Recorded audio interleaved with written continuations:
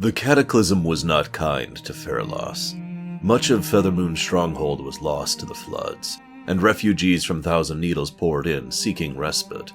Animals were growing sickly, leading to an investigation that discovered the giants grew ill too, because the land itself was growing infirm. All because traces of the nightmare were seeping out from Dreambow and affecting the region. 4 green dragons were lost to the nightmare: Emerus, Lethan, Yazandre, and Terrar.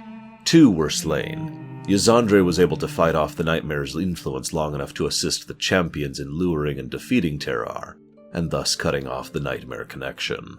Sadly, this was not the only foe facing Feralas. Many ogres had journeyed to Azeroth with the demonic horde, but none were as powerful or as well organized as the Gorduni, who even had their own aristocratic class known as the Gordok, though in this case one purchased position with power rather than shinies.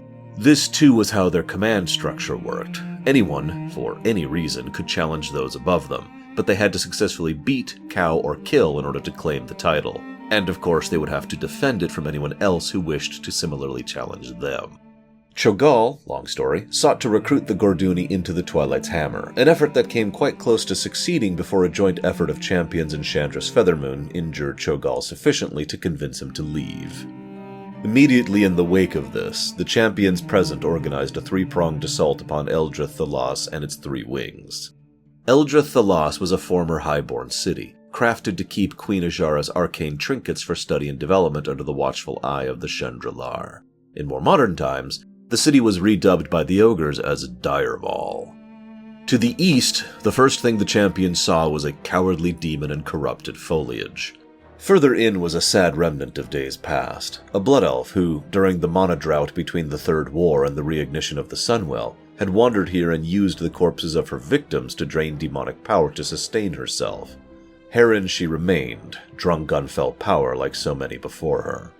Further in, satyrs such as Zevram Thornhoof had attempted to control the local elements, such as Hydrospawn, to varying effect, as the elementals did not react well to the satyrs' profane sacrifices. Even Zevram was just a pawn to Alzin the Wildshaper, however, a former feral druid turned satyr who used the arcane focuses within the city to dominate the plants and ancients of Feralas. To the west, the first thing the champions saw were spirits and arcane constructs. Tendris Warpwood was one of the former ancients that defended the city before the fall. Sadly, 10 millennia of demonic energy will do a bit of a number on you. Many of the spirits present, which were a strong example of Type 2 undead for reference, had not only died unpleasantly but were additionally chained here by demonic barrier. Thus, those like Magister Calendris, who had personally slaughtered his own people at his prince's command only to die in the effort, and Ileana Ravenoic, who refused the same command leading to her execution, get to enjoy centuries haunting empty halls as empty souls.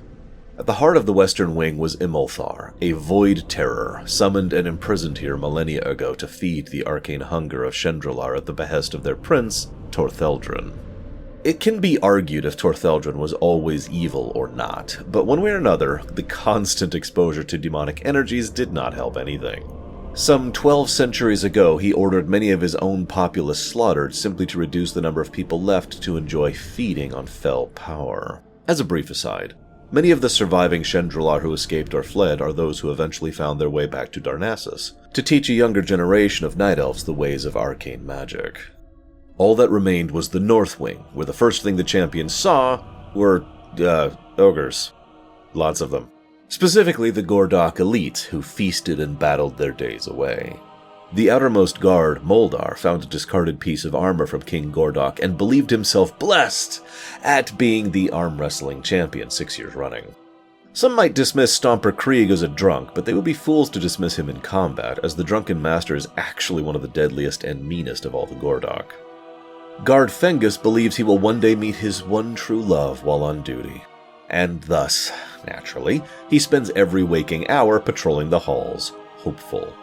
Guard Slipkick is a bit of a tinkerer, preferring traps and devices to direct combat. For an ogre, he's quite handy. All the guards report to the captain, Cromcrush, who obtained his position likely by accident, thanks to his brutality and hair-trigger temper. He definitely never had that affair with a gnoll, and anyone saying otherwise. Chorush the Observer is one of those rare ogre mages of the Gordok, and easily the smartest ogre in Dire Maul. He positioned himself to remain relatively neutral in the non-stop shifting Gordok politics, merely serving whoever was currently in charge this week. And at the top, the king. Ulrok had won the throne via clever trickery. He convinced many of his fellows to charge the previous king simultaneously, and when the melee was over, he waded in and killed the weakened survivors. Sadly for him, he was no match for the champions, who quickly became the new kings and queens. At least for now.